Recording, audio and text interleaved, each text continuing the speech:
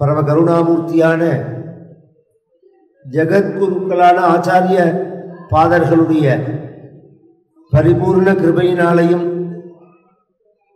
ஸ்ரீயப்பதியான பகவானுடைய பரிபூர்ண கிருபையினாலையும் ஒரு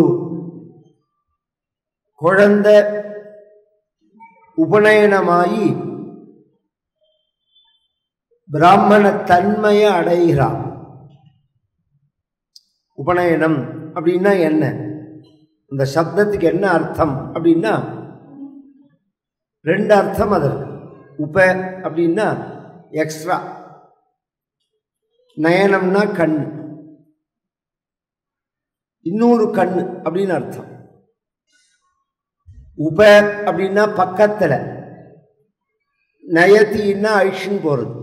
உபசமீபே நயனம், பக்கத்தில் ஐஷன் போகிறது. எதுக்கு பக்கத்தில்? பிரம்மத்துக்கு பக்கத்தில். இதனால் பரியந்தம் உலகத்தில் உள்ள மனிதர்கள் போல சாதாரண மனிதன் தான் அந்த குழந்தை. காமச்சார காமவாத காமபக்ஷா, இதனால் பரியந்தம் அவன் எப்படி வேணாலும் இருந்திருக்கலாம் அப்படின்னு சூத்திரம் சொல்றது. கர்மனா ஜாயத்தே த்விஜஹா அப்படின்னு, ஜென்மனா ஜாயத்தே பிறக்கிறதுனால அவன் பிராமணன் கிடையாது.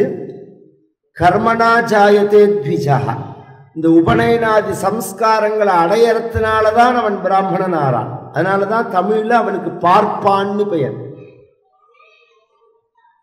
நமக்கு பார்ப்பான்னு உடனே கோபம் வரும். அது ரொம்ப பழைய தமிழ். அது பார்ப்பு அப்படின்னா பறவைன்னு அர்த்தம். சங்க இலக்கியங்கள்ல போய் பார்த்தேன்னா பார்ப்பு அப்படின்னா பறவைன்னு அர்த்தம். இந்த பறவையும் பிராமணனும் ஒன்று, அதனால அதற்கு பார்ப்புன்னு பேரு, இவனுக்கு பார்ப்பான்னு பேரு. என்னத்தினால அப்படின்னா இரண்டு பேருக்கும் இரு பிறவி. இந்த பறவைக்கும் இரு பிறவி, இவன் பிராமணனுக்கும் இரு பிறவி. பறவைக்கு எப்படி இரு பிறவி? முட்டையாக ஒரு தடவை பிறக்கிறது, அப்புறம் முட்டையிலேருந்து ஒரு தடவை பிறக்கிறது. முதல்ல எக்கா பிறக்கிறது, அப்புறம் முட்டையிலேருந்து இன்னொரு தடவை வெளியில வருது. அது மாதிரி இவன் அப்பா அம்மாவுக்கு ஒரு தடவை பிறந்துட்டு இந்த சம்ஸ்காரங்களால இன்னொரு தடவை அவன் பிறக்கிறான். ஜென்மனா கர்மனா ஜாயத்தே த்விஜஹா அப்படின்னு. அதனால இவன் இந்த வீடியோவை கரெக்டாக செட் பண்ணி வச்சுட்டு நகர்ந்துருவோம், பின்னாடி மறைக்கிறது. இரண்டாவது பிறவி அவனுக்கு இல்லைன்னா இந்த பக்கம் வச்சுருக்கோம், ஈஸியாக இருக்கும். அந்த பக்கம் உள்ளவங்களுக்கு மறைக்க. இரண்டாவது பிறவி அப்படிங்கிறது இந்த சம்ஸ்காரங்களால ஆறுது. பொதுவா இந்த பிராமணன் அப்படிங்கிறவன் என்னத்துக்காக உலகத்தில் கொண்டாடப்படுகிறான்?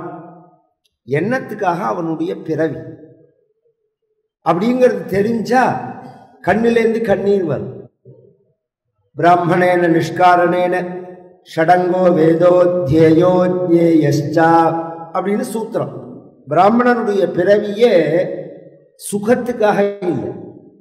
பிராமணஸ்ய து போகாய, பிராமணஸ்ய து தேகஸ்ய நோபபோகாய கல்பத்தே இக கிளேசாய மகதே பிரேத்யானந்த சுகாயச்சா அப்படின்னு. பிராமணஸ்ய து தேகஸ்ய நோபபோகாய கல்பத்தே, போகபோக்கியங்களை அனுபவிக்கிறதுக்காக படைக்கப்பட்டதில்லை பிராமணனுடைய சரீரம் அப்படிங்கிறது. இக கிளேசாய மகதே, இங்க கஷ்டப்படுறதுக்காக தான் இந்த ஜென்மம். இங்க கஷ்டம் எதற்கு படணும் அப்படின்னால் பிரேத்யானந்த சுகாயச்சா, பேரின்பத்தை அடைவதற்காக, உலக நன்மைக்காக. கார்த்தால 4 மணிக்கு எழுந்துட்டா ஸ்நானத்திலேருந்து ஆரம்பிச்சு இவனுடைய கர்மாக்களை நாம் ஃபாலோ பண்ணினோம்னா டைட்டா இருக்கும் ஷெட்யூல். இன்னைக்கு பெரும்பாலா ரிட்டையர்மெண்ட் எல்லாம் ஆயிடுச்சுன்னா பொழுது போகலைங்கிற பத்தில, இந்த பொழுது போகலைங்கிற வார்த்தையே பிராமணன் வாயிலேருந்து வரக்கூடாது. பொழுது போறல்லேன்னு சொல்லணும். பொழுது போகல அப்படின்னு சொல்லக்கூடாது. பொழுது போறல்ல, எனக்கு பூஜைக்கும் ஜபத்துக்கும் பாராயணத்துக்கும் எனக்கு பொழுது போறல்ல அப்படின்னு சொல்லணும். ஆச்சாரிய பாதர்கள்லாம் பாருங்க, எத்தனை வயசு பகவத்கீதையில பகவான் சொல்லுவான், ஞானத்தை அபேட்சிச்சு கர்மா பண்றது ஒரு வகை, ஞானம் வந்த பிறகும் கர்மாவை தொடர்வது ஒரு வகை. அவனுக்கு தான் ஸ்தித பிரஜன்னு பேரு. அவன் ஏன் செய்யறான் கர்மாக்களை? ஞானத்துக்காக தானே கர்மா, சித்த சுத்திக்காக தானே கர்மா. அந்த ஞானம் சித்திச்சுடுத்துன்னா அப்புறம் அவர்கள் எதற்கு கர்மா பண்ணணும் அப்படின்னு சொல்றது பகவான் சொல்றான். எத்யத் ஆச்சரதி சிரேஷ்டா தத்ததேவ இதரே ஜனாக சயத் பிரமாணம் குந்தே லோகஸ்ததனு வர்த்ததே. உயர்ந்த மகான்கள் ஒரு காரியத்தை செஞ்சு காமிச்சாதான் பாமர ஜனங்கள் ஃபாலோ பண்ணுவாங்க. உயர்ந்தவர்கள் வாழ்க்கையில மகான்கள் ஆச்சரதி சிரேஷ்டா ஒரு காரியத்தை செஞ்சு காமிக்கணும். செஞ்சு காமிச்சார்கள் அப்படின்னு சொன்னா சாதாரண பாமர ஜனங்கள் என்ன பண்ணும்? தத்ததேவ இதரே ஜனாக. சந்திரமௌலீஸ்வர பூஜையை பண்ணும்போது ஆச்சாரியாலே பூஜையை பண்றாள் அப்படின்னா நாமெல்லாம் ஏமாத்துறோம். ஆச்சாரியாலே பூஜை பண்றான்னா நாம பண்ண வேண்டாமான்னு அர்த்தம். நாம சுகதுக்கத்தை அபேட்சிச்சு லாபத்தை அபேட்சிச்சு மானவமானத்தை எதிர்பார்த்து வாழறோம். நாம இதெல்லாம் எதுவுமே அவளுக்கு கிடையாது. சுகதுக்கே சமயக்கிருத்வா லாபாலாபூ ஜெயாது. அது மாதிரி ஒரு செயல்கள் பிராமணனுடைய வாழ்க்கையில கவனிச்சோம்னா எல்லாம் லோகக்ஷேமார்த்தமா, லோகக்ஷேமத்துக்காக செய்யறது. ஒரு சாதாரண சந்தியாவந்தனம் இருக்கு பாருங்க. இந்த சந்தியாவந்தனம், இந்த பூணல் போடுறது காயத்ரி உபதேசம் பெற்றுக்கொள்வதற்காக. காயத்ரி மந்திரத்தை ஒரு புஸ்தகத்தில் எழுதி வச்சு எல்லாரும் படிக்கிற மாதிரி சொல்லக்கூடாது. காயத்ரி அப்படிங்கிறது 2 காயத்ரி இருக்கு. மந்திர காயத்ரின்னு ஒன்று, தந்திர காயத்ரின்னு ஒன்று. தந்திர காயத்ரி அப்படிங்கிறது புராணங்கள்ல உள்ளது. இப்ப ராமரை பத்தி சொல்றோம். தாசரதாய வித்மஹே சீதாவல்லபாய தீமஹி தன்னோ ராம பிரச்சோதயாத் அப்படிங்கிறோம். இதுக்கு தந்திர காயத்ரின்னு பேர். இது யார் வேணாலும் சொல்லலாம். வேதங்கள்ல வந்த காயத்ரிய எல்லாரும் சொல்ல முடியாது. எல்லாரும் சொல்றதுக்கு ரைட்ஸ் கிடையாது. அது எப்படி சார்? எல்லாரும் சமம்னு தானே சொல்றேன். நீங்க எல்லாரும் சமம்தான். துப்பாக்கி எல்லாரும் சமமா இருந்தாலும் துப்பாக்கியை உபயோகப்படுத்துறதுக்கு ஒரு லைசன்ஸ் தேவைப்படுறதோன்னு. எல்லாரும் சமம்தான். லைசன்ஸோட வச்சுண்டு அதை யூஸ் பண்ணினவனா இருந்தாலே அவனை பிடிச்சுன்னு போறான் பார்க்கறோம். நாம ஒழுங்கா நேர்மையா இந்த தேசத்துக்கு உழைச்சு லைசன்ஸோட வச்சுட்டு இருக்கிறவனா இருந்தாலுமே அவனை ஏன் வச்சிருந்தேன்னு கேட்கறான். சாதாரண மனுஷன் வச்சிருந்தா சும்மா விடுவாளா ஜனங்கள்? எனக்கு தொட தெரியுங்கிறதுக்காக துப்பாக்கியை நான் உபயோகப்படுத்த முடியாது. அதுக்கு எப்படி ஒரு லைசன்ஸ் தேவைப்படுறதோ அது மாதிரி இந்த காயத்ரி இதனுடைய மூலமான வேதம், இதை சொல்லுவதற்கு ஒரு லைசன்ஸ் தான் இந்த பிரம்மோபதேசம் பூணல் அப்படிங்கிறது. சரி, இதை செஞ்சாதான் அதை செய்யலாம் அப்படின்னு சொல்றேன். இதை செய்யாம அதை செய்யக்கூடாதுன்னு சொல்றேன். இதை செய்யாம நான் அதை செஞ்சா என்ன ஆகும்? இதுக்கு நம்ம பெரியவா சந்திரசேகர பாரதி, நிருசிம்ம பாரதி பெரியவா ஒரு கதை சொல்றான். இந்த காயத்ரி விஷயமா பெரியவா ஒரு கதை சொல்லியிருக்கா. ஒரு பெரிய ஜமீன்தார்ட்ட ஒரு பிராமணன் குமாஸ்தாவா இருந்தான். அந்த ஜமீன்தார் பிராமணன் கிடையாது. அவன் என்ன பண்ணா, ஒரு நாளைக்கு இந்த குமாஸ்தா பிராமணனை கூப்பிட்டு, எனக்கு காயத்ரி மந்திரம் சொல்லணும்னு ஆசையா இருக்கு, எனக்கு சொல்லி கொடுன்னா. அதுக்கு இந்த குமாஸ்தா சொன்னார், எல்லாரும் சொல்ல முடியாது, காயத்ரியும் சந்தசாம் மாதா. இதுக்கு புரியற மாதிரி சொல்றேன். இப்ப நாளைக்கு பூணல் போடும்போது அந்த மந்திரத்தை சொல்ற சமயத்துல பட்டை போத்து மூடிடுவா. பெரும்பாலா இங்க இருக்கிறவா எல்லாருமே காயத்ரி ஜபம் பண்ற பிராமணால் தான். இவாளுக்கு மத்தியில அதை நாம் சொல்லும் போதே இன்னொருத்தர் காதுல விழக்கூடாதுங்கிறதுக்காக பட்டை போத்து மூடுறோம் அப்படின்னு சொன்னா அது எவ்வளவு கோப்பியமா வச்சுக்கணும். அதை வெளியில சொல்லக்கூடாது, எல்லாரும் சொல்ல முடியாது. நான் உனக்கு பணம் தரேன்னா அந்த ஜமீன்தார் பணத்துக்காக அம்மாவை ஒருத்தன் வித்துருவனான். காயத்ரிங்கிறது அம்மா, வேத மாதா. இவர் எவ்வளோ சொல்லி பார்த்தார், அந்த கால பிராமணன், அதனால ஒத்துக்கல. ஆகும். அந்த ஜமீன்தார்கிட்ட ஒரு சமையல் பண்றவர் இருந்தார். அந்த சமையல் பண்றவரை கூப்பிட்டு எனக்கு இந்த மந்திரத்தை சொல்லி கொடுன்னா. முதல்ல அவனும் மாட்டேன்னா. அவனை மிரட்டியோ பண ஆசையை காமிச்சோ அந்த மந்திரத்தை கத்துனுட்டார் ஜமீன்தார். மறுநாளைக்கு இந்த குமாஸ்தா பிராமணனை கூப்பிட்டு, நேத்திக்கு நான் உங்ககிட்ட கேட்டேன், சொல்லித்தர மாட்டேன்னு சொன்னேன், இதோ இப்ப சொல்றேன்பா, ஓம் பூர்புவஸ் அப்படின்னு ஆரம்பிச்சார். முழுசா கேட்டார் அந்த குமாஸ்தா, இது காயத்ரி இல்லைன்னா. இல்லையே, காயத்ரி மந்திரம்னு தானே எனக்கு உபதேசம் பண்ணார்.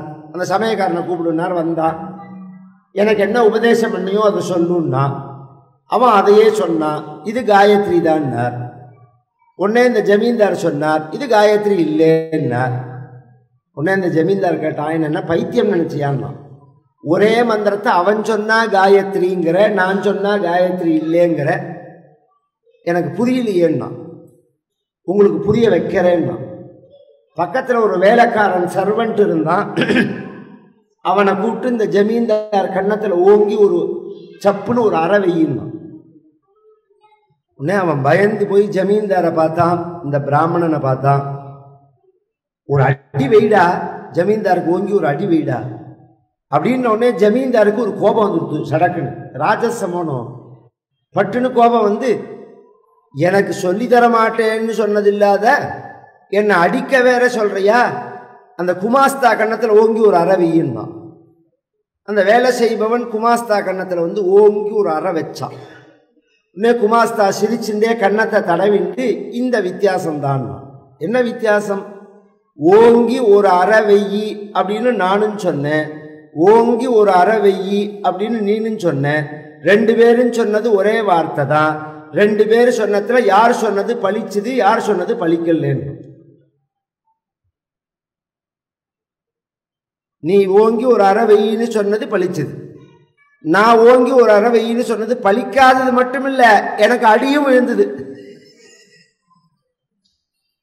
அப்ப சப்தம் வேற, மந்திரம் வேற.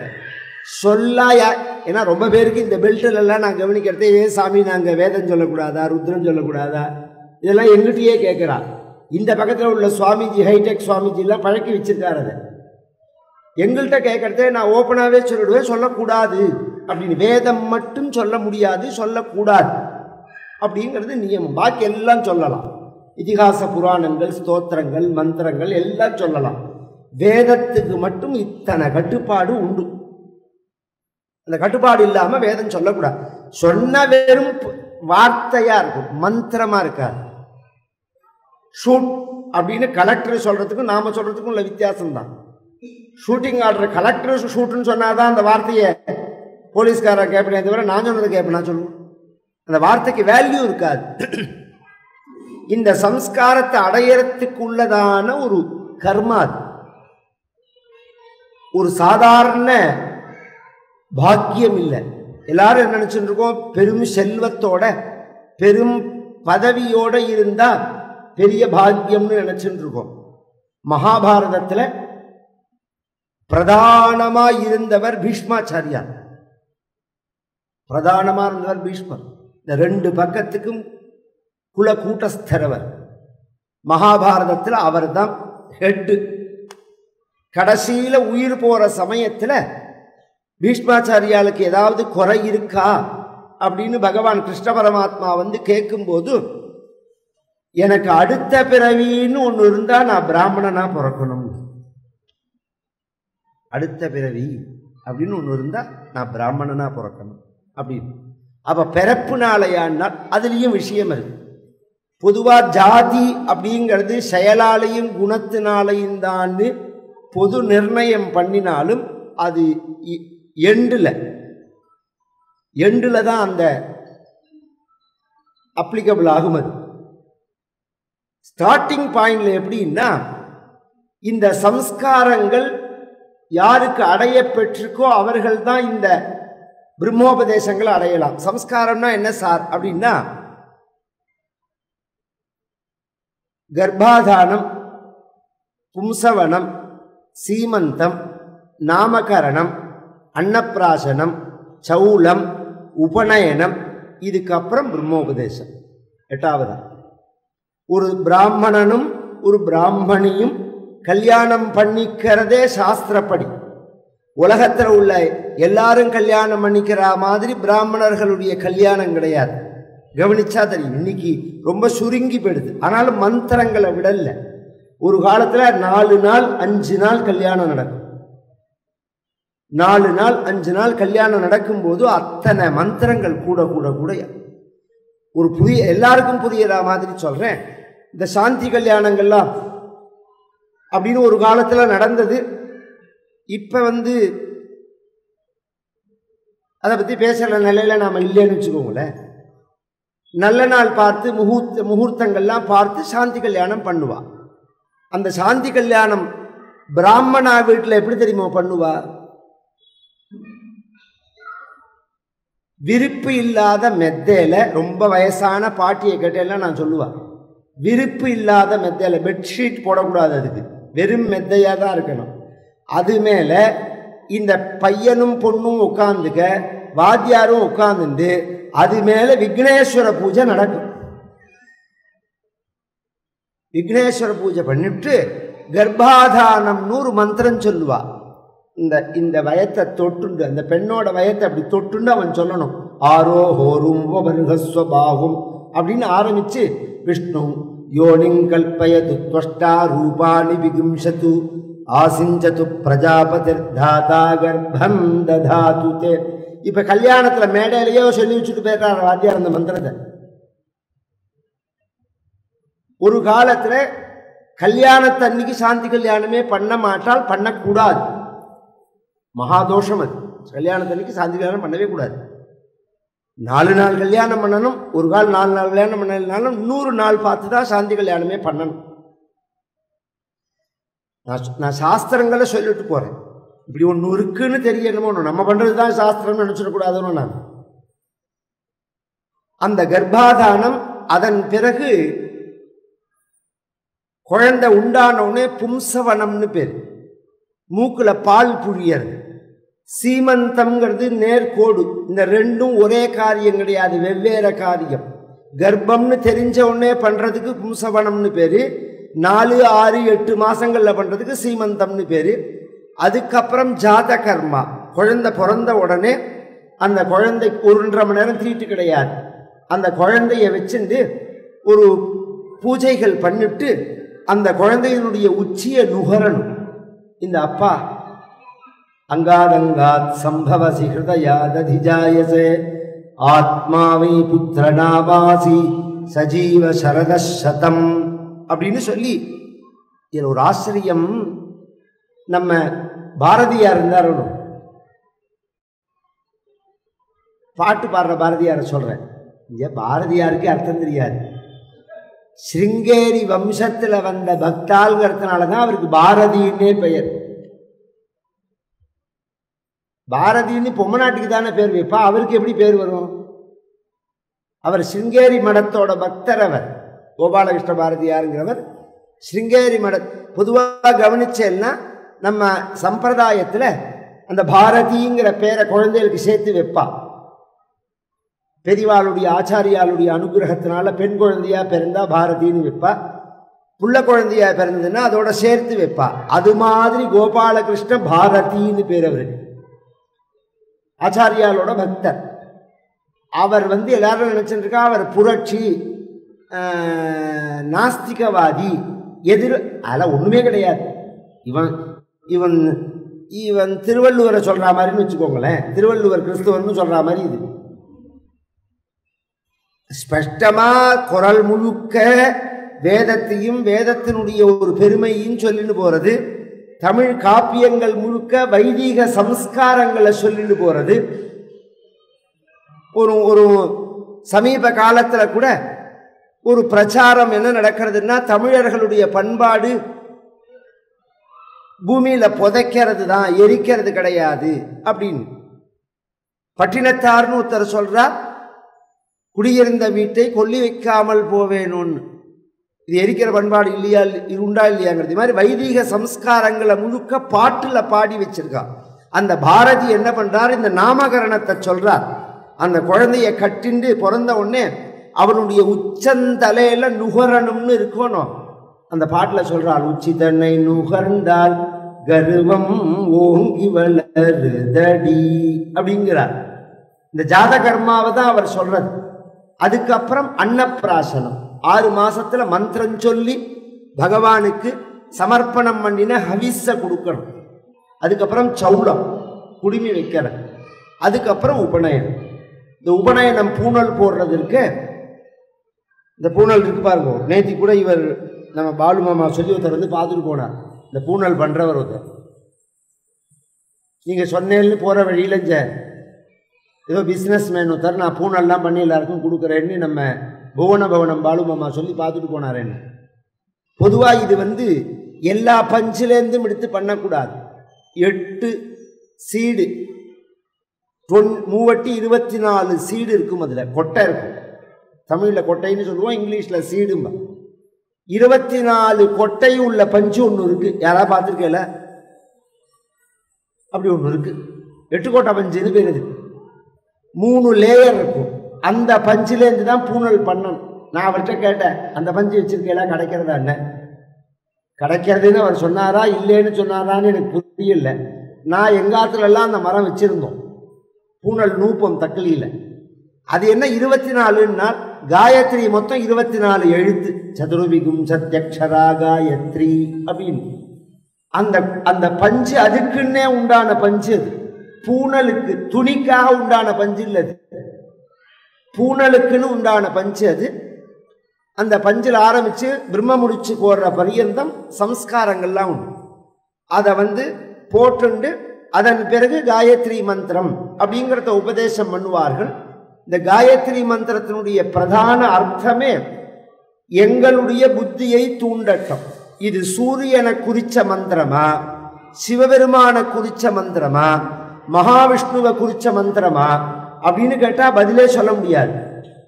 என்ன, நமசவித்ரே ஜெகதேக சக்ஷுஷே ஜகத் பிரசூதி ஸ்திதிநாச ஹேதவே திரைமயாய திரிகுணாத்மதாரினே விரிஞ்சி நாராயண சங்கராத்மனே. காதல விழுந்தா மாதிரி இருக்கும். சந்தியாவந்தன மந்திரம் அது. விரிஞ்சி நாராயண சங்கராத்மனே. அப்ப எல்லா தேவதைகளுடைய வடிவமாகவும் இருக்கா. தேயசதா சவிதிர் மண்டல மத்தியவர்த்தின்னு அப்புறம் நாம் சொன்னாலும் சாக்த ரீதியா எடுத்தோம்னா சூரிய மண்டல மத்தியஸ்தம் சாம்பம் சம்சார பேஷஜம் நீலக்ரீவம் விரூபாட்சம் நமாமி சிவமவ்யயம் அப்படின்னு இருக்கு. பர்கஹா தேவஸ்யா அப்படின்னு ஒரு வார்த்தையும் வருது. அதுல பர்கஹா அப்படிங்கிற வார்த்தை சிவபெருமான குறிக்கிற வார்த்தை. ஹரஸ்மர ஹரோ பர்கா திரம்பகஸ் திரிபுரான். இது அமரம். ஹரஹா ஸ்மர ஹரஹா பர்கஹா திரம்பகா திரிபுராந்தகா. அதனால எல்லா தேவதையும் குறிக்கும். சூரியன் எல்லா தேவதையினுடைய மொத்த வடிவம் அவன்.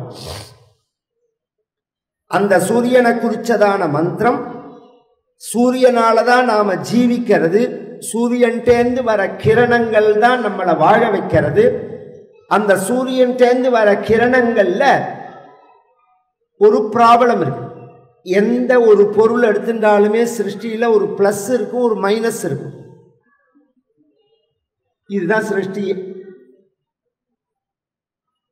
ஒரு பிளஸ் அதுக்கு ஈக்குவல் பண்ற மாதிரி ஒரு மைனஸ், அல்லது மைனஸ்க்கு ஈக்குவல் பண்ற மாதிரி பிளஸ்.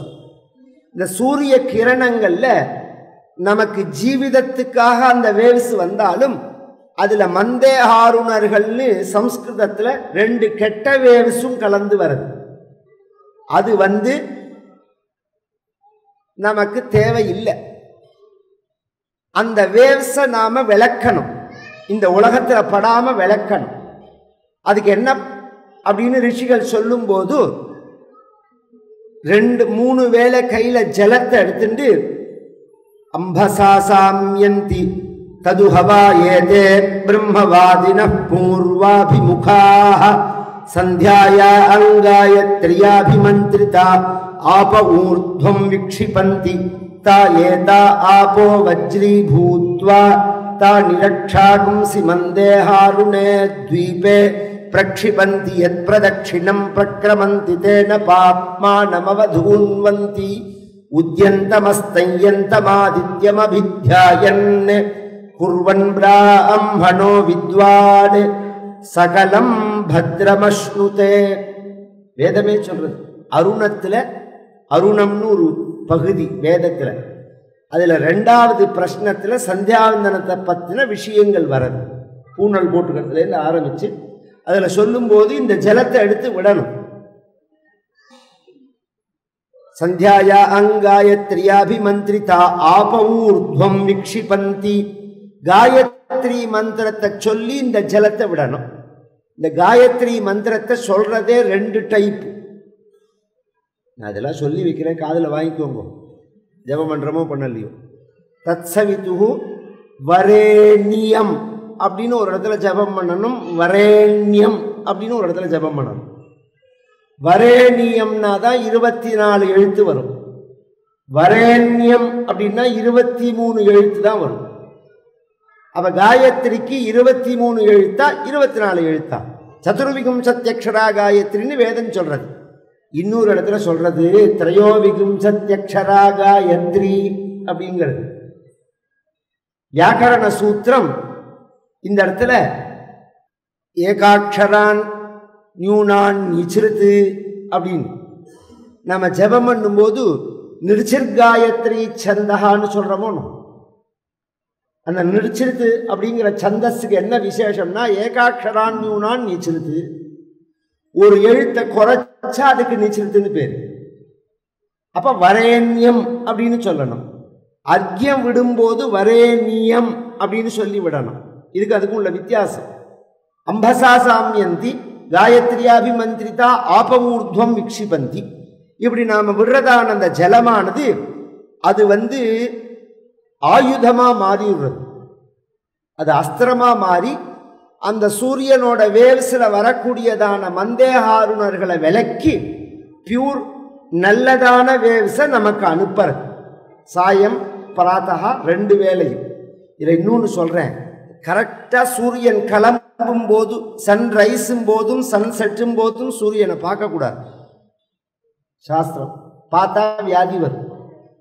ஆனா இன்னைக்கு ஜெகத்துக்கு முழுக்க அதுக்குன்னே போய் சமுத்திரத்தில் நிற்கிறான். சந்தியானந்தத்தை விட்டுவிட்டு சன்ரைஸ் பார்க்க போறேன், சன்செட் பார்க்க, அந்த பாதி கிளம்புற சமயத்தில் பார்க்க கூடாது. பார்த்தா அது வியாதி. அது காயத்ரி ஜபம் பண்ணும் போதும் இந்த முகம் பாருங்க, இந்த கண்ணை பாதி மூடினா மாதிரி இருக்கணும். இப்படி வச்சுக்கணும் துணியை. காயத்ரி மட்டும் நின்றுண்டு தான் ஜபம் பண்ணணும், உட்கார்ந்துன்னு ஜபம் பண்ணக்கூடாது. மற்ற மந்திரங்கள்லாம் உட்கார்ந்து ஜபம் பண்ணலாம். காயத்ரியும் சந்தசாம் மாதா, வேதத்துக்கு முதலானது, மந்திரங்கள்ல முதலானது. இத்தனை சொன்னாலும் அதனுடைய ஒரிஜினல் பெயர் சாவித்ரின்னு பேரு, காயத்ரி இல்லை. ஏன்னா இதையும் காயத்ரிங்கிறோம், துர்கா காயத்ரிங்கிறோம், லக்ஷ்மி காயத்ரிங்கிறோம், சுப்பிரமணிய காயத்ரிங்கிறோம், ராம காயத்ரிங்கிறோம். ஆமாம், ஊரில் போகிறதெல்லாம் காயத்ரி, காந்தி காந்தின்னு பேர் வச்சுக்கிற மாதிரி எல்லாரும் ஊரில் போகிறதெல்லாம் காயத்ரி காயத்ரின்னு சொன்னால் அப்போ எது ஒரிஜினல் காயத்ரி அப்படிங்கிற கேள்வி வருமானோ. இதுக்கு பேர் சாவித்ரின்னு பேர். இந்த மந்திரத்துக்கு ஒரிஜினலாக நாளைக்கு அந்த பையன் உபநயனம் ஆயிட்டு திரும்பி அப்பாவை பூஜை பண்ணுவான். பாத பூஜை பண்ணிவிட்டு வலது கையால் வலது காலை தொட்டுண்டு தட்சிணேன பாடினா தட்சிணம் பாதம் அன்வாரபியாக சாவித்ரீம்போ அனுப்ரூஹீதி அப்படின்னு அவரை கேட்பான். எனக்கு சாவித்திரியை உபதேசம் பண்ணு அப்படின்னு. இதுக்கு பேர் காயத்ரி இல்லை, சாவித்ரின்னு பேர். என்னத்தினால இதுக்கு சாவித்திரின்னு பெயர்னால் சவித்ர தேவதாகமான மந்திரம். சவிதான்னு சூரியனுக்கு பெயர். சூரியன் சம்பந்தப்பட்ட மந்திரங்கிறதுனால இதுக்கு சாவித்திரின்னு பேர். சவிதான்னு சூரியனுக்கு ஏன் பெயர்? இந்த சம்ஸ்கிருதமே ரூட்டு போயிட்டே இருக்கும். அந்த ரூட்டை போய் பிடிக்கணும். சூரியனுக்கு ஏன் சவிதான்னு பெயர் அப்படிங்கிறதுக்கு வேதமே சொல்றது. சவிதா ஸ்ரீய பிரசவிதா ஸ்ரீயமேவா புனோதி. சூரியனை யார் வழிபடுகிறார்களோ அவர்களுக்கு கோடிக்கணக்கா கொட்டி கொடுப்பான் பணத்தை. ஸ்ரீய பிரசவிதா, அதனால சவிதான்னு பெயர்னா. அப்படியா சார், பணம் வேணும்னா சூரியனை உபாசிக்கணுமான்னா? ஈஸியா புரியுற மாதிரி சொல்றேன். சூரியன் சூரியன்னு பேரை சொன்னதுக்கே ஆயிரக்கணக்கான கோடி சொத்து சேர்றதுன்னா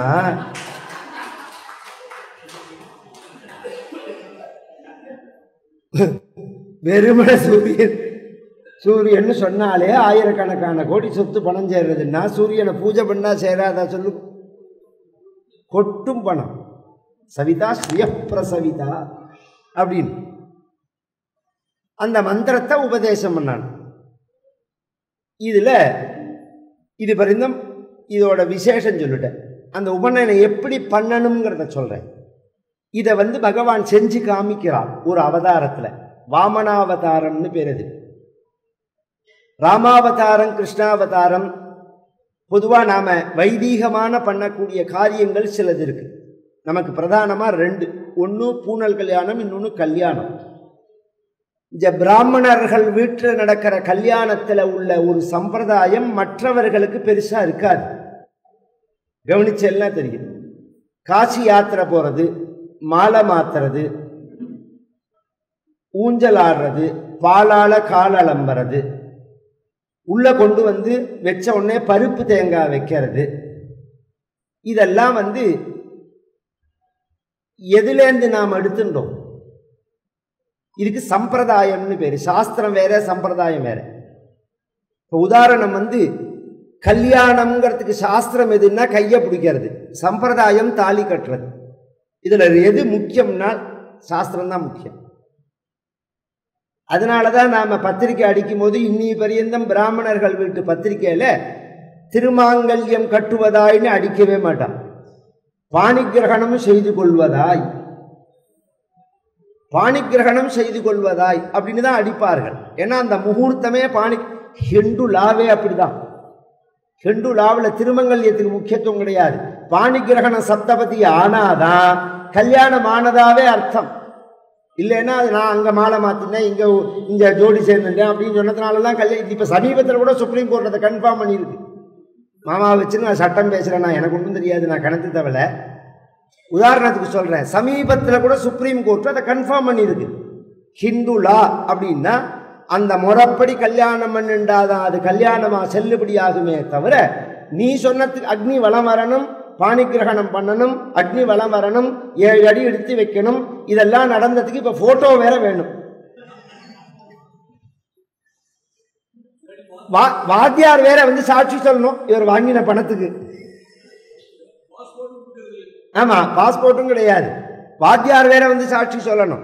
இத்தனையும் இருக்கணும். இருந்தாதான், ஏன்னா எல்லாரும் கல்யாணம் ஆச்சுங்கிறான், ஆகலேங்கிறான், சேர்ந்து வாழ்ந்தேங்கிறான், அப்புறம் பிரிஞ்சேங்கிறான். வர வர என்ன கூத்துன்னே புரியல. அதனால ஏதாவது ஒரு வழிமுறைப்படுத்தணுங்கிறதுக்காக தான் இது. ராமாயணம், சீதா கல்யாணம், ராதா ருக்மிணி கல்யாணத்திலேருந்து இதை நாம் எடுத்துக்கல. ஏன்னா அது சத்திரிய கல்யாணம், அது பிராமண கல்யாணம் கிடையாது. பிராமண கல்யாணம் பார்வதி கல்யாணம் தான். அதனால நாம் எடுத்துன்றது முழுக்க பார்வதி கல்யாணத்தில் உள்ள சம்பிரதாயம் தான்.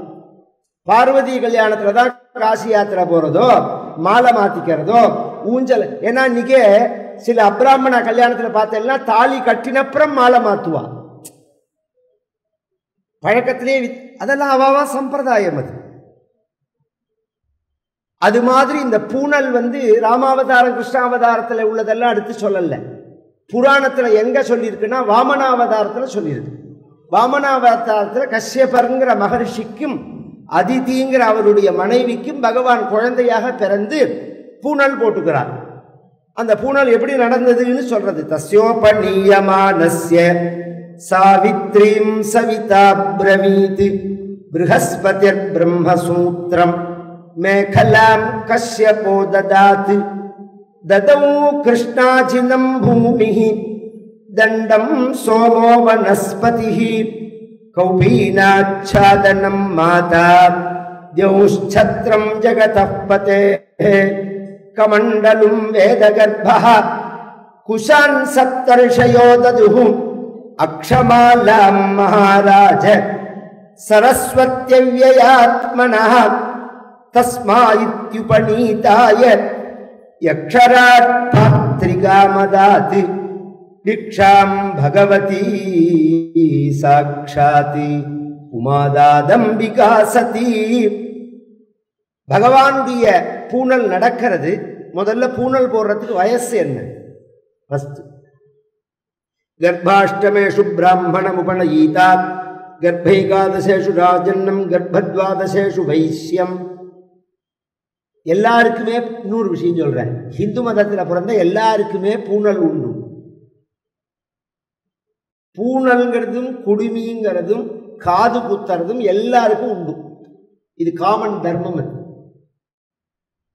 அந்த சப்ஜெக்ட் அப்புறம் பேசுறேன். இந்த பிராமணனுக்கு மட்டும் கர்ப்பாஷ்டமம்னு கர்ப்பத்தை ஒரு வயசா சேர்த்து 8 வயசு அப்படின்னா 7 வயசுன்னு அர்த்தம். இன்னொரு ஆச்சரியம் சொல்லட்டுமா? கர்ப்பத்தை ஒரு வயசா சேர்க்கணுங்கிற ஒரு பழக்கம் இன்னைக்கு உலகத்தில் ஒரு நாட்டில் இருக்கு. தெரியுமா உங்களுக்கு? கர்ப்பத்தை சேர்த்து தான் அவன் வயசை கணக்கே சொல்லுவான். சைனா பிறந்த டேட் ஆஃப் பர்த் கிடையாது, அதை ஒரு வயசா சேர்த்துருவாவா. இது சொன்னதே நம்ம மதம் தான். கர்ப்பத்தை ஒரு வயசா சேர்க்கணும்னு சொன்னதே நம்ம மதம் தான். அதனாலதான் இன்னைக்குமே வயசு சொல்றவாளை கேட்டு பாருங்க. 5 வயசு 6 வயசுன்னா 5 முடிஞ்சு 6 6 வயசு அவளுக்கே ஒரு கன்ஃபியூஷன் ஆகும். இப்ப 5 முடிஞ்சு போயிடுது. அப்புறம் நடக்கிறது 5ல சேர்த்தியா 6ல சேர்த்தியா அப்படிங்கிற ஒரு கேள்வி வருதணும். ஆயுஷோமம்ங்கிறது 1 வயசு பூர்த்தியாச்சு அப்படின்னு சொல்றோம். 1 வயசு இல்லை, அது 2 வயசு. கர்ப்பத்தை ஒரு வயசா சேர்த்தா அது 2 வயசு. அது அப்ப 7 வயசுங்கிறது 8 வயசு ஆகும். 7 வயசுக்குள்ள பண்ணணும். 7 வயசுக்குள்ள ஏன் பண்ணணும் அப்படின்னா 8 வயசுக்கு மேல அவனுடைய புத்தி சேஞ்ச் ஆகும். எவ்வளோ பெரிய ஆச்சரியம். இப்ப சமீபத்தில் ஒரு லா சிஸ்டம் பார்த்தேன்னா, இந்த சிறுவர்கள் பண்ற குற்றத்தை 3 வயசா பிரிக்கிறாவா. 8 வயசுக்குள்ள பண்ற குற்றம் ஒன்றும், 12 வயசுக்குள்ள பண்ற குற்றம் ஒன்றும், 16 18 வயசுக்குள்ளேயோ பண்ற குற்றம் ஒன்றும். இதில் ஒரு விசேஷம் என்னன்னா, 8 வயசுக்குள்ள அவன் ஒரு கொலையே பண்ணினாலும் அவன் கொலையாளி கிடையாது. சட்டம் பாரதிய சட்டத்துல நம்ம சாஸ்திரம் என்னன்னா சதுர்தசதா வருஷாதுன்னு இருக்கு. மகாபாரதத்துல 14 வயசு பர்யந்தம் கிடையாதுன்னு இருக்கு. 14 வயசு பர்யந்தம் ஒரு குழந்தை பண்ற பாவ புண்ணியங்களுக்கு அவன் பொறுப்பு கிடையாது, அவ அப்பா தான். இதுக்கு பிரமாணம் ஆணிமாண்டவியர்னு ஒரு கதை. அவருக்கு ஒரு தண்டனையை கொடுத்துட்டான் யமதர்மராஜன். எனக்கு ஏன் இந்த தண்டனையை கொடுத்தேன்னு அவர் கேட்டார். சின்ன வயசுல நீ தட்டான்கிற ஒரு பூச்சியை பிடிச்சி அது வயத்துல குத்தினேன்னா, எத்தனை வயசுல குத்தினேன்னா 7 வயசுன்னா, 7 வயசுல நான் செஞ்சது எனக்கு எப்படி தெரியும்னு கேட்டாரு. இதை செய்யலாம் இதை செய்யக்கூடாதுன்னு எனக்கு எப்படி தெரியும்? அப்ப நீ இந்த கணக்கை நீ என்னோடத்துல எழுதக்கூடாது, எங்க அப்பா அம்மா கணக்குல எழுதியிருக்கணும் அப்படின்னு சொல்லி சட்டத்தை மாத்துறார் அவர். அதை மாற்றும் போது என்ன சொல்றாருன்னா சதுர்தசதா வருஷாத்துங்கிறார், 14 வயசுங்கிறார். 14ன்னு ஏன் சொல்லுவானே அப்படின்னா, அவ்வளோ சயின்ஸ். ஒரு குழந்தை பிறந்து 12 வயசு பரியந்தம் அதோட ஜாடையை நிர்ணயம் பண்ண முடியாது. ஏன்னா அந்த செல்லு பிரியறது இருக்கு பார்த்தீங்களா, அப்பா மாதிரியும் பிரியும் அம்மா மாதிரியும் பிரியும். 12லேருந்து 14 வயசுல தான் இவனுக்குள்ள ஜீன் அந்த செல்லு பிரிய ஆரம்பிக்கிறது. 14 வயசுக்கு அப்புறம் அவன் மூஞ்சிய பார்த்தாதான் அவன் ஒரிஜினல் ஜாடை என்னன்னு தெரியும். அதுக்கப்புறம் தான் அவனுக்கு தனித்துவமே வருது. அதனால 14 வயசு. இந்த 7 வயசுன்னு சொல்றது 8 வயசு. 8 வயசுக்கு அப்புறம் அவனுக்கு காமம் கோபம் இதெல்லாம் மனசுக்குள்ள ஏற ஆரம்பிச்சிடும். அதனால அதுக்கு முன்னாடி காயத்ரியை உபதேசம் பண்ணணும். ஏன்னா உள்ள அழுக்கு சேர்ந்ததுக்கு அப்புறம் மருந்து கொடுத்தா மருந்து நிற்காது. ஆயுர்வேதத்தில் கவனிச்சேன்னா, அலோபதியிலேயே நெஞ்சு முழுக்க சளியா இருக்கிறதுக்கு வாந்தி வருது, இருமலா இருக்கு அப்படின்னு சொல்லிட்டு மாத்திரையை கொடுத்த எல்லாம் மாத்திரையும் சேர்த்து வாங்கி தான் பண்ணுவான். ஏன்னா அவன் நெஞ்சு முழுக்க கபம் இருக்கு. அது மாதிரி ஹிருதயம் முழுக்க அவனுக்கு தோஷம் இருந்து 25 வயசுல நீங்க கொண்டு காயத்ரியை உபதேசம் பண்ணினா அதை உமிழ்ந்துடுவான். அந்த பிரம்மம் நிற்காதங்க. அவனுக்கு அந்த மாதிரி ஒரு விகாரங்கள்லாம் மனசுல தோன்றதுக்கு முன்னாடி காயத்ரியை உள்ள புகுத்திடும், காயத்ரியை உபதேசம் பண்ணிடும். 7 வயசு. அப்ப 7 வயசுக்குள்ள பண்ணணும்னா எத்தனை வயசுல பண்ண ஆரம்பிக்கலாம்? குழந்தை பிறந்து 48 மாசம் 4 வயசு இதுலேருந்து பூணல் போட்டுடலாம். நாம சொல்ற மந்திரத்தை அந்த குழந்தைக்கு திருப்பி சொல்ற சக்தி வந்துடுத்துன்னா பூணல் போடலாம். என்னமாமா அப்படி சொல்றேன்? 4 வயசு குழந்தைக்கு என்ன தெரியுமா? அவனுக்கு அவன் என்ன எச்ச தெரியுமா? அவனுக்கு தீட்டு தெரியுமா? அவன் சந்தியாந்தனம் பண்ணுவானா? இப்ப 40 வயசு மாமாவுக்கு மட்டும் எச்ச தெரியுறதா, தீட்டு தெரியுதா, சந்தியாந்தனம் பண்றாரா? சொல்லுங்கோ. 4 வயசுக்கு போட வேண்டாம்னு சொல்லலாம். 4 வயசு பயிலாது நாம் சொன்னதை கேட்பான். 40 வயசு மாமா கேட்க மாட்டார். அதனால இதெல்லாம் ஒரு காரணமான. இன்னும் சில பேர் என்ன சொல்லுவா, ஒரு ஆத்துல 2 பிரம்மச்சாரி இருக்கக்கூடாது, 3 பிரம்மச்சாரி இருக்கக்கூடாது. எங்க அம்மா சொல்லிட்டா மாதிரி வாக்கிய பரிபாலனம் பண்றானா. இதெல்லாம் ஸ்திரீக்களுக்குன்னு சில சென்டிமெண்ட் இருக்கும். அதுக்கு எந்த அளவுக்கு முக்கியத்துவம் கொடுக்கலாமோ அந்த அளவுக்கு தான் முக்கியத்துவம் கொடுக்கலாம். சாஸ்திரத்தை மீறத்துக்கு முக்கியத்துவம் கொடுக்கக்கூடாது. சாஸ்திரம் 3-4 கணக்கு கிடையாது. ஒரு ஆத்துல பிரம்மச்சாரி இருக்கலாம். அந்தந்த வயசு வந்தா புனல் போட்டு விடணும். ஒரு காலத்துல 10 குழந்தைகள் பெற்றுப்பா. 10 பிரம்மச்சாரியில 9 பிரம்மச்சாரி இருக்க ஆத்துல. இப்ப 10ஆவதுக்கு போடக்கூடாதுன்னா அவனுக்கு ரஷ்டத்தை பூர்த்தியில தான் போடணும் பூனல்.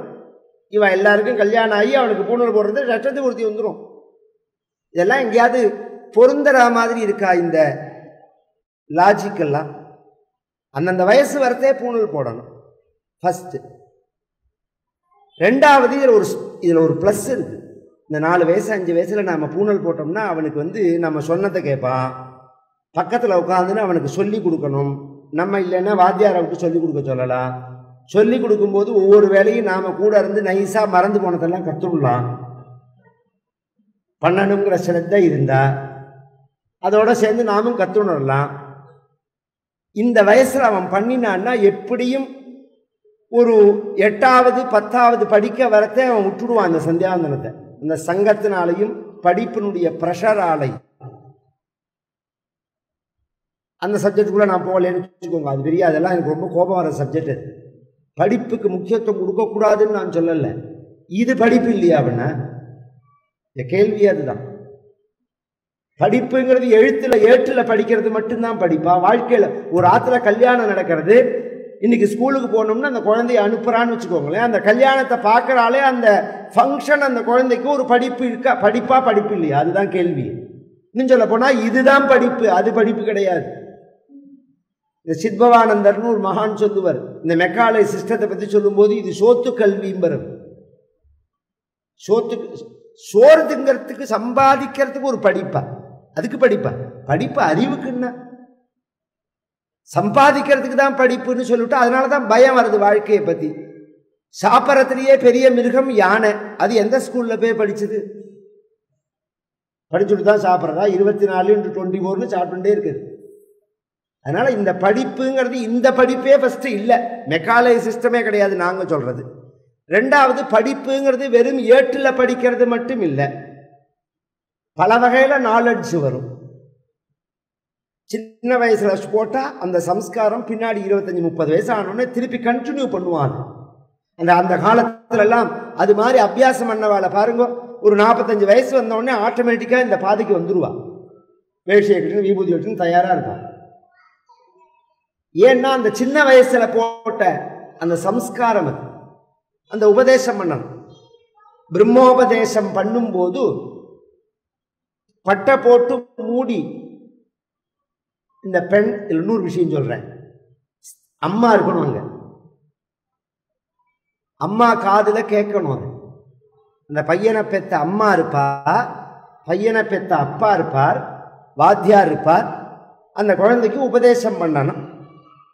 இங்க யார் உபதேசம் பண்ணினார்கள்? வாமன பகவானுடைய பூனல் கல்யாணத்துல யார் வந்து காயத்ரியை உபதேசம் பண்ணினார்கள்? சாவித்ரீம் சவிதா பிரவீத், சூரிய பகவான் இருந்தா இல்லையே. நம்ம வீட்டில எல்லாம் பூனல் போடும்போது அப்பா தானே வந்து உபதேசம் பண்ணுவார், அதுதானே பழக்கம். அப்படி கிடையாது.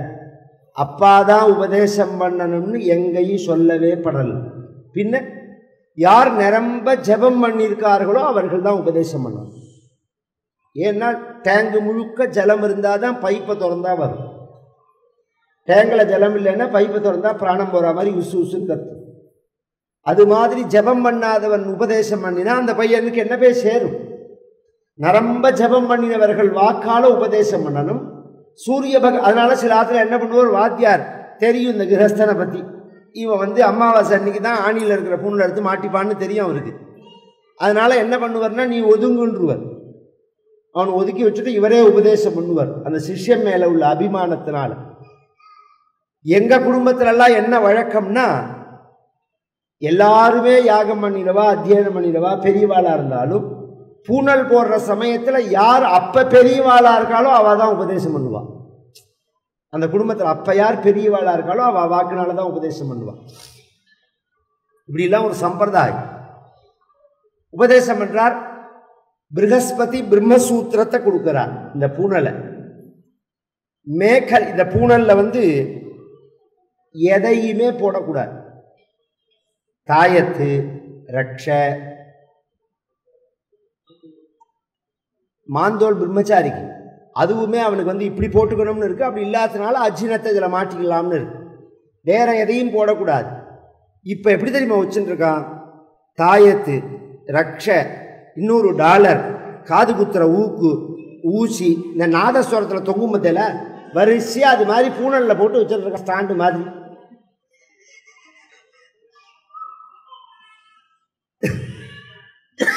அதெல்லாம் எதுவுமே பூனலில் போடக்கூடாது. பூனலில் எதையும் போடக்கூடாது. நூல் கூட சுத்தக்கூடாது. இன்னும் சில பேர் வாத்தியார்கிட்ட பூனல் கேட்குறதே அழகாக இருக்கும். வாத்தியாரே இப்படி 2 இழுப்பு இழுத்த பட்டுன்னு விட்டு எடுத்து பூனல் கொடுங்கோம்பா. அப்போ பூனல் அவன் வச்சிருக்கிறதே முதுகு சொரிஞ்சுக்கிறதுக்கு தான். பூனலை தொட்டுன்னு காயத்ரி ஜெபம் பண்ணணும் அப்படிங்கிறதும் கிடையாது. அப்படிலாம் கிடையாது. காயத்ரி ஜெபத்துக்கு மட்டும் ஒரு நியமம் என்னன்னா, வஸ்திரத்துக்குள்ளே வச்சுன்னு பண்ணணும். ஏன்னா ஜெபமாலையை வச்சுன்னு பண்ணக்கூடாது காயத்ரி ஜெபம். பாக்கி எல்லா மந்திரங்களும் ஜெபமாலையால் பண்ணலாம். காயத்ரி மட்டும் கையால் தான் பண்ணணும். கையால் பண்ணும்போது 1 2 3 4 5 6 7 8 9 10 11 12 13 14 15 16 17 18 19 20 இங்கே ஆரம்பித்து இங்கே வந்து முடிக்கிறதே 20 இருக்கும். இதில் நடுவிரல்ல உள்ள இந்த நடுப்பில் உள்ளது அடியில் உள்ளதை தொடக்கூடாது. இப்படி ஆரம்பித்து ரவுண்டாக இப்படி போயிட்டு இப்படி வரணும் திரும்பி. இது ஃபஸ்ட்டு விஷயம். இந்த விரலுக்கு இது ஆண் விரல், இது பெண் விரல். ஜபம் பண்ணும்போது அங்குஷ்டாபியான் நமஹ, தர்ஜனீபியான் நமஹ, மத்தியமா, இது அங்குஷ்டாம், தர்ஜனி, மத்தியமா, அனாமிகா, கனிஷ்டிகான்னு இது ஸ்திரீலிங்கம். அதனால இந்த புல்லிங்கமானது இந்த ஸ்திரீலிங்கத்தின் போல் மேலே ஸ்பரிசிக்கிறது வெளியில தெரியக்கூடாதுங்கிறதுக்கு தான் வஸ்திரத்துக்குள்ள வச்சுக்கிறது. எதுக்கு எதுன்னு தெரியணும். பரிசேஷனத்தையும் சொல்லிப்படுறேன், போற போக்கில் அதையும் சொல்லி கொடுத்துட்டு போயிடுறேன். பரிசேஷனம்னா எனக்கு எதிர்த்தாப்புல என்னோட சேர்ந்து சாப்பிட்றவாளை பார்த்தேன்னா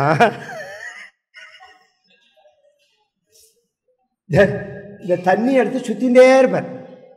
7-8 சுத்து. ஒரு சினிமாவில் விட்டுல சொல்லுவான், என்னடா 15-16 நம்பர் அழுத்துட்டே இருக்கியடா, இருக்கிறதே 10 நம்பர் தானேம்மா. அது மாதிரி இவர் சுத்தின்றே இருப்பார். எத்தனை சுத்தணும், என்ன பண்ணணும்? அங்க அந்த கையில ஜலம் இருக்கு பாருங்க, ஃபர்ஸ்ட் எடுத்த உடனே பூர்புவ சுவஹ அப்படின்னு ஒரு தடவை சுத்தணும். சுத்திட்டு அந்த ஜலத்தை எடுத்து காயத்ரி மந்திரம் முழுக்க புரோக்ஷணம் பண்ணணும். தியோ யோன பிரச்சோதயாத் அப்படிங்கிற பரியந்தம் புரோக்ஷணம் பண்ணிட்டு தேவ சவித பிரசுவா சத் அது ஒரு தடவை சுத்தணும். சத்யந்தொர்த்தேன பரிஷிஞ்சாமி இது ஒரு தடவை சுத்தணும். 3 தடவை, முதல்ல ஒரு தடவை பூர்புவஸ்வகான்னு, அப்புறம் புரோக்ஷணம் பண்ணணும், தத்சவிதுர்வரேண்யம்னு காயத்ரி மந்திரம் முழுக்க, அப்புறம் தேவசவித பிரசுவா அப்படின்னு ஒரு தடவை சுத்தணும், சத்யந்தொர்த்தேன பரிஷிஞ்சாமின்னு ஒரு தடவை சுத்தணும். 3 தடவை தான் சுத்தணும். நடுப்பில் காயத்ரி மந்திரத்தினால அதில் ஜலம் தெளிக்கணும், சாப்பிட்ற பதார்த்தத்து மேலே ஜலம் தெளிக்கணும். அப்போ தான் சுத்தி ஏற்படும், அந்த அன்னத்தில் உள்ள தோஷம் நிவர்த்தி ஆகும். நைவேத்தியம் சுவாமிக்கு உள்பட அப்படி உண்டு. சுவாமிக்கு உள்பட நேர கொண்டு சுவாமிக்கு காமிச்சிட முடியாது, இதை பண்ணிட்டு தான் சுவாமிக்கு காமிச்சாகணும். இப்படிலாம் சாஸ்திரம் சொல்றது. இது ஒன்று. யஜ்ஞோபவீதத்தை ப்ரஹஸ்பதி கொடுக்கிறார், மேகலைய கஷ்யபர் கொடுக்கிறார். மேகலாம் கஷ்யபோததாத் மாந்தோல் ததௌ கிருஷ்ணாஜினம் பூமிஹி, இதை பூமி தேவி கொடுக்கிறார். தண்டம் சோமோ, இந்த மேகலைங்கிறது இடுப்பில் கட்டுறது. அதில் ஒரு விசேஷம் என்னன்னா, அந்த இடுப்பில் கட்டுவா, நாளைக்கு தர்பையில் பார்த்தேன்னா தெரியும். தர்பையே 8 வகை இருக்கு. மௌஞ்சியா மேகலையா வீத்தம்னு இருக்குங்க. மௌஞ்சின்னு மிஞ்சி பில்லுன்னு ஒன்று, அது இப்போ கிடைக்கிறது இல்லை. அதெல்லாம் நம்ம கண்ட நானாகோத்திர செடியெல்லாம் வீட்டில் வச்சு பூஜை பண்ணுறோம். சம்பந்தமே இல்லாத செடி. அந்த செடி ஒரு பூ பூக்கிறது இல்லை, ஒரு வாசனை கிடையாது, அது ஒரு மருந்துக்கு உபயோகப்படுத்துறது கிடையாது.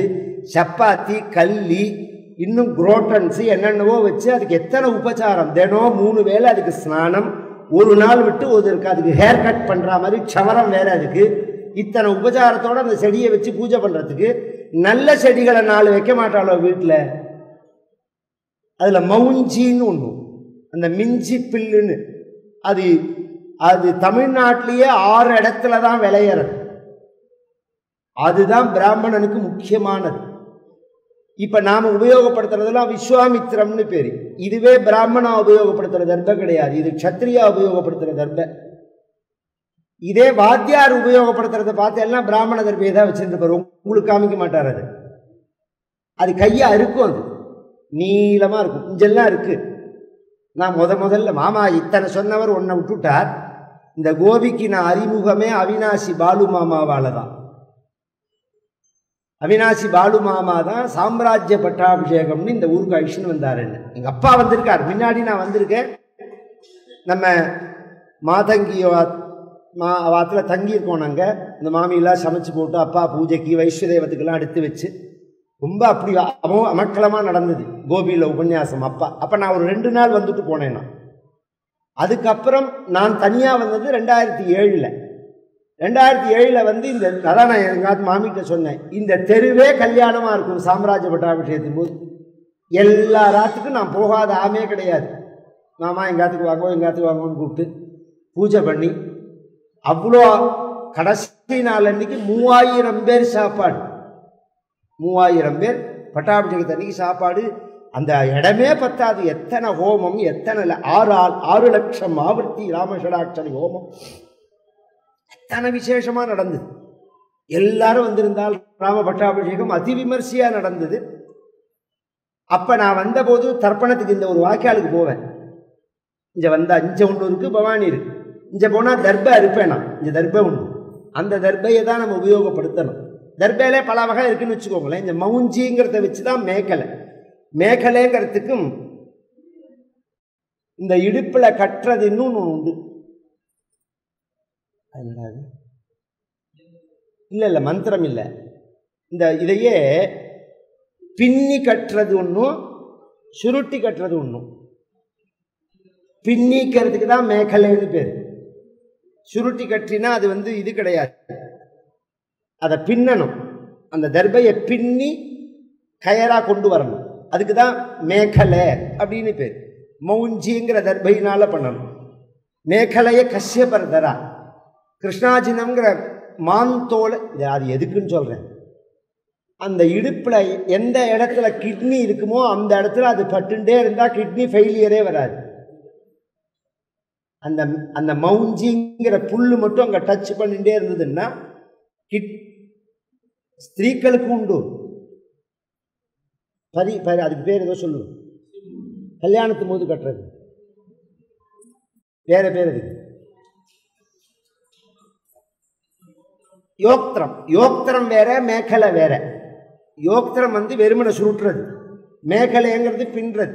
ஸ்திரீக்களுக்கு கல்யாணத்தும் போது, நம்ம பிராமண குழந்தைகளுக்கு கல்யாணத்தும் போது முதல்ல அந்த கலப்பை மேலே வச்சு ஜலம் ஊற்றிட்டு அப்புறம் எடுத்து இடுப்பில் கட்டுவாள். இதெல்லாம் ஏகப்பட்ட சயின்ஸ். அதெல்லாம் அதை கட்டணும். அதை கஷ்யபர் தரார், மாந்தோள பூமி தேவி தரார். தண்டம்னு பலாச தண்டம், அதை கையில் வச்சுக்கணும். அதை வனதேவதை கொடுக்குறாள். கௌபீனத்தை அம்மா கொடுக்குறாள். கொடைய அந்தரிக்ஷ தேவதை ஆகாசராஜன் கொடுக்குறான். கொடை வச்சுக்கணும். ஓவரா தலையில குளிரும் படக்கூடாது, ஓவரா தலையில வெயிலும் படக்கூடாது. அது கெடுதல். அது ஆகாசராஜன் கொடுக்கிறான். கமண்டலுவ தீர்த்த பாத்திரத்தை பிரம்மா கொடுத்தான். இது மட்டும் சொல்லிட்டு போற. முக்கியமா நம்ம ஆச்சாரியால் உட்பட கையில தீர்த்த பாத்திரம் வச்சிருப்பா. கவனிச்செல்லாம் தெரியும். ஒரு சுவாரஸ்யம் சொல்றேன். ஆசிரம ஸ்வீகாரமா பண்ணிக்காத ரமண பகவானே கையில தீர்த்த பாத்திரம் வச்சிருப்பார். சன்னியாச ஆசிரம ஸ்வீகாரமா அவர் பண்ணிக்கல, அவரே கையில தீர்த்த பாத்திரம் வச்சிருப்பார். எதுக்குன்னா, அந்த காலத்துல எல்லாம் நாம காவேரி மாதிரி ஏதாவது ஒரு இடத்துல இருந்து குளிச்சுட்டு வருவோம். குளிச்சுட்டு வரும்போது வர வழிகளில் பல தீட்டு படுறதுக்கு சான்ஸ் உண்டு. நம்ம இன்னொருத்தர அபிப்பிராயம் சொல்ல முடியாது. நம்ம தீட்டுப்படாம ஆத்துக்கு வர முடியாது. இந்த பூஜை எல்லாம் பண்ணி ஆகணும். அப்படிங்கிறத இந்த கையில தீர்த்த பாத்திரம் இருந்துடுத்துன்னா அவனுக்கு எந்த தீட்டும் கிடையாது. எந்த தீட்டு பக்கத்தில் வந்தாலும் அவனை பாதிக்காது. கையில தீர்த்த பாத்திரம் இருந்துடுத்துன்னா, தீர்த்த பாத்திரம் இருக்கணும் கையில. அதுக்குதான் மகான்கள்லாம் வைதிகெல்லாம் கையில தீர்த்த பாத்திரம் வச்சுட்டே இருப்பான். இதை பிரம்மா கொடுக்கிறார். கமண்டலும் வேத கர்ப்பா குஷான் சப்தர்ஷயோததுஹு. குஷங்கிற தர்ப்பத்தில் அது ஒரு வகை. அது ஆசனத்துக்கு போட்டுக்கணும் கீழே.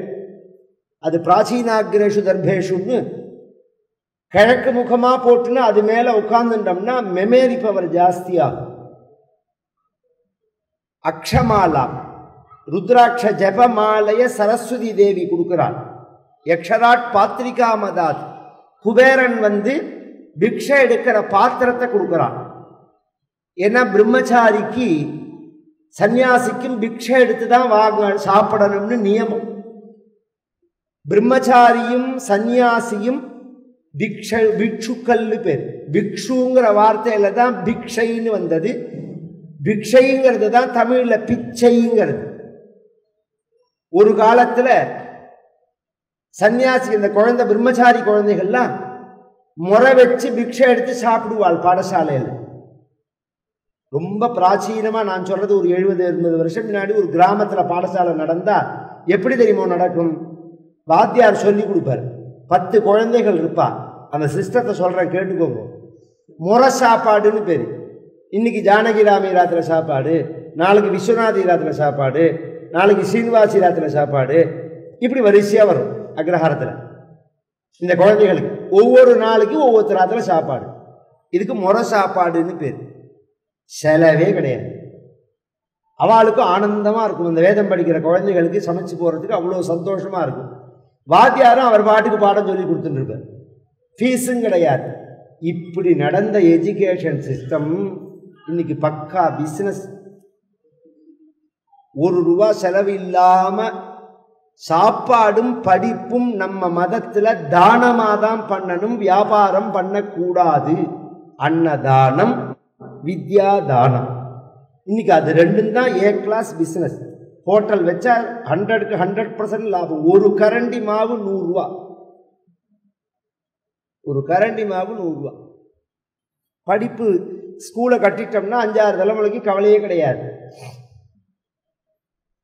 அதெல்லாம் இனிமே செல்லுபடியாகாதுன்னு வச்சுக்கோங்க. அது வேற விஷயம். வந்திருக்கிறவர் யாரு?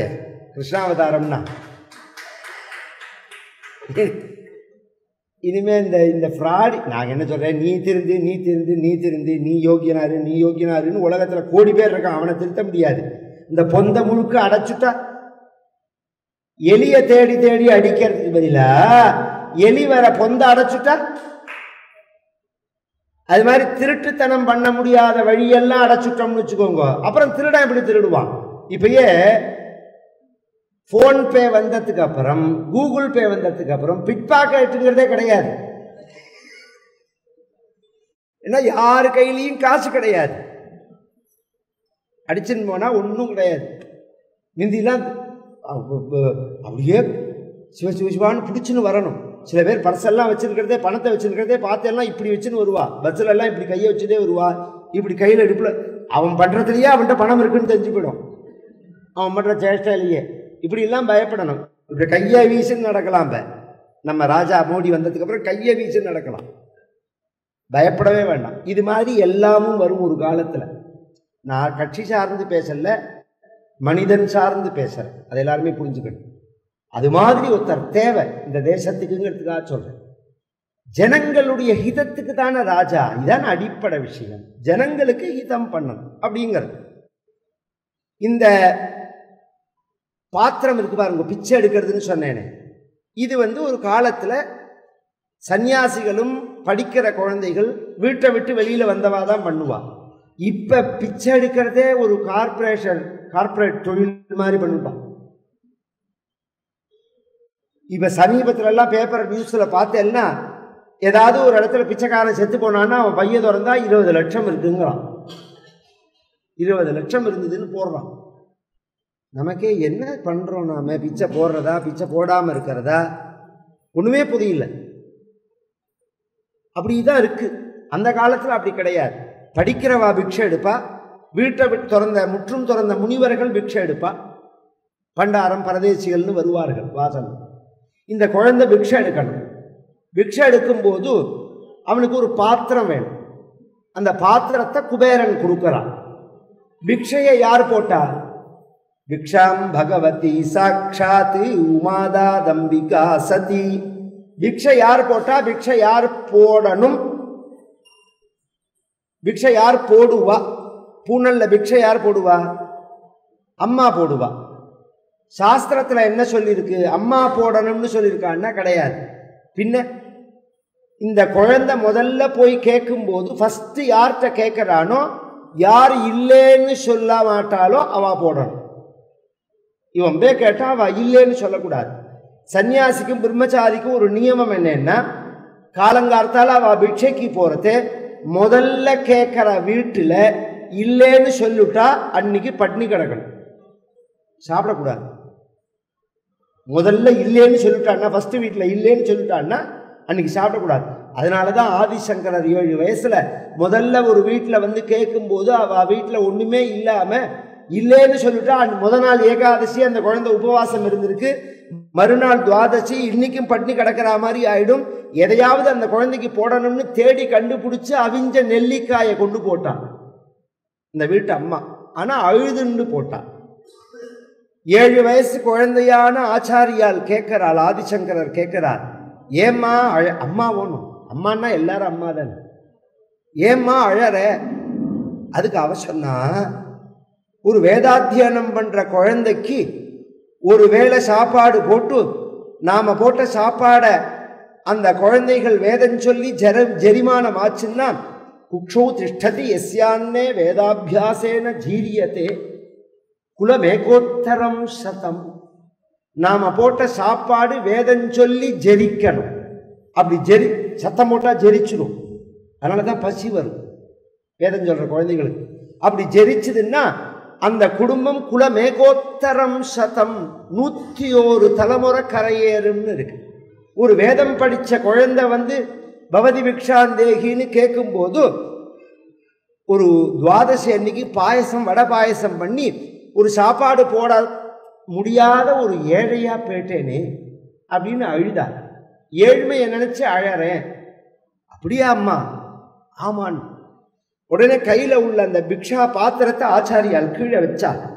உடனே அந்த ஆத்துல ஆச்சமனம் பண்ணினார்.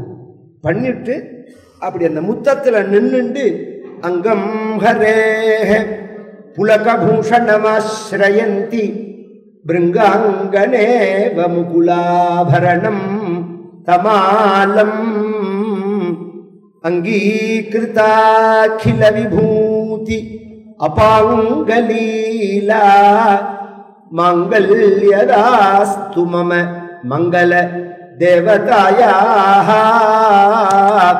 விஸ்வாமரேந்திர பத விப்ரமதான தக்ஷம். கொட்டிட்டாள் 20 ஸ்லோகம். அங்கம்மரேகே புலகபூஷணம். அம்மா, நீ கருணையினுடைய வடிவம் இல்லையா? கருணைக்கு வேற்றுமை உண்டா? கருணைங்கிறதே எதிர்பாராம செலுத்துற அன்புக்கு தான் கருணைன்னு பேர். உன்னை எதிர்பார்த்து செஞ்சா அதுக்கு பேர் கருணை கிடையாது. நீ எல்லாரும் உனக்கு சமந்தானே. அப்படி இருக்கிறத எப்படி சந்திரனோட கிரணம் சூரியனோட கிரணம் மேடு பார்க்காம பள்ளம் பார்க்காம சமுத்திரம் பார்க்காம மழை பார்க்காம எல்லா இடத்துலையும் படுறதோ அது மாதிரி உன்னுடைய கருணை பட வேண்டாமா அப்படின்னு ஆச்சாரியால் சொன்ன உடனே அந்த வீட்டில் அம்பாள் வந்து அவளுக்கு ஐஸ்வர்யத்தை கொடுத்தாள்ங்கிற ஆச்சரியம் இல்லை, தங்கத்தை கொடுக்கிறாள். எந்த நெல்லிக்காய் அவள் போட்டாலோ அந்த நெல்லிக்காய் வடிவத்திலேயே தங்க மழை பெய்யறது. இந்த ஸ்தோத்திரத்துக்கு என்ன ஸ்தோத்திரம்னு பேர் இல்ல, இதுக்கு லட்சுமி ஸ்தோத்திரம்னு பேர். அதுதான் சொல்ல வந்தேன். நமக்கு எது பிடிச்சிருக்கோ அதை வச்சிருவோம் பேரை. இதுக்கு ஒரிஜினலா லட்சுமி ஸ்தோத்திரம்னு தான் பெயர். ஸ்தோத்திரம் பண்ணி முடிச்சதுக்கு அப்புறம் தானே மழை பெய்யறது. மழை பெஞ்ச உடனே நமக்கு தங்க மழை பெய்யறதுன்னு அது பிடிச்சிருக்குன்னு உடனே கனகதாரா ஸ்தோத்திரம்னு பேரை மாத்திட்டோம். ஒரிஜினலா இதுக்கு ஸ்தோத்திரம் வியாக்கியானம் பண்றவாள்லாம் எடுத்து பார்த்தா லட்சுமி ஸ்தோத்திரம்னு தான் எடுத்திருப்பான். ஆச்சாரியால் பண்ணது. இந்த மழை பெஞ்சதுனால கனகதாரா ஸ்தோத்திரம்னு பேர் மாறுறது. கேட்டு இல்லைன்னு சொல்லக்கூடாது. இந்த 7 வயசு குழந்தைக்கு யார்கிட்ட போய் கேட்டா இருக்குன்னு சொல்லுவா இல்லைன்னு சொல்லுவான்னு தெரியாது. அதனால வேதமே சொல்லி சாஸ்திரமே சொல்லி கொடுக்கறது இல்லைன்னு சொல்லாத வாழ்கிட்ட கேளு அப்படின்னு சொல்லிவிட்டு 2வது சூத்திரம் சொல்றது மாதரமக்ரே விக்ஷேதா அப்படின்னு. அம்மாட்ட போய் கேளு அப்படின்னு. அம்மாட்ட ஏன் கேளுன்னா ஒரு குழந்தை விஷயத்துல அம்மா இல்லைன்னு சொல்ல மாட்டா. மற்றவர்கள்லாம் இல்லைன்னு சொல்லுவா. ராத்திரி 9 மணிக்கு பாதி தூக்கத்தில் எழுந்து உட்காந்துட்டு இந்த க்ஷணம் எனக்கு தோசை வேணும்பா. நான் சொல்றதெல்லாம் அந்த கால அம்மாவை சொல்றேன். தோசை வேணும் அப்படின்னு இந்த குழந்தை அழுத உடனே எழுந்துட்டு போய் ஏதோ இப்போ இன்னைக்குன்னா ஃப்ரிட்ஜ் எல்லாம் இருக்கு, இப்போ சௌகரியங்கள்லாம் இருக்கு. அன்னைக்கு அப்படிலாம் ஒன்றுமே கிடையாது. அன்னைக்கு சமிருத்தி இருக்கும், வேலை கூட. தினம் மாவாட்டணும். இந்த வயசான பாட்டிமா 2 பேர் இருப்பா, தாத்தா 2 பேர் இருப்பா, அத்தை 2 பேர் இருப்பா. இவா பலகாரம் தான் பண்ணுவா ராத்திரியில். அதுக்காக நித்தியப்படி ஏதாவது ஒன்று அரைச்சுட்டே இருக்கணும். எல்லாருக்கும் அரைக்கிறதுக்கெல்லாம் உடம்பு வலிக்கும். அதனால் குழந்தைகளை சொல்லியே வச்சுருவா, நீங்கள்லாம் வந்து கேட்கக்கூடாது, தாத்தா பாட்டிக்கு மட்டும்தான் இது அப்படின்னு. அதுக்கு மேலே இந்த வயல் என்ன பண்ணுவான், தாத்தா பாட்டியோட வந்து உட்காந்துருவான் சாப்பிட்றதுக்கு. இல்லாமையினால இல்லை, சிரமம். இப்போ அப்படி கிடையாது. சௌக்கியம் பரம சௌக்கியமாகவும் ஆயிடுத்து. அரைக்கிறதுக்கு வசதியாக போயிடுத்து, வச்சுக்கிறதுக்கு வசதியாக. இந்தூரில் தான் ஒரு மாமி சொன்னா, நான் கதையில் கூட சொல்லுவேன். அந்த மாமி யாருன்னு ஞாபகம் இல்லை. இந்தூரில் வந்து ஒரு சுவாமிஜி லேடிஸுக்கு ஒரு கிளாஸ் எடுத்தார். நாங்கள்லாம் போனோம் மாமா. அங்கே போனால் லேடிஸுக்கு என்னென்ன ப்ராப்ளம் வரதோ ஃபிசிக்கலாக அந்த ப்ராப்ளத்துக்கெல்லாம் ட்ரைனிங் கொடுக்குறேன்னு அவர் என்ன பண்ணினார்னா, உளுந்து குத்துறது எப்படி, மாவு அரைக்கிறது எப்படி, சப்பாத்தி பிசைறது எப்படி, அம்மி அரைக்கிறது எப்படி, இதெல்லாம் சொல்லி கொடுத்து அவர் சொன்னதெல்லாம் செஞ்சுட்டு வரதே ஹோட்டலில் சாப்பிட்டு வந்தோம்னா. இதை சொன்னா இந்த மாமி இந்த ஊரில் தான் ஒரு சுவாமிஜி வந்து கிளாஸ் எடுத்தாரு.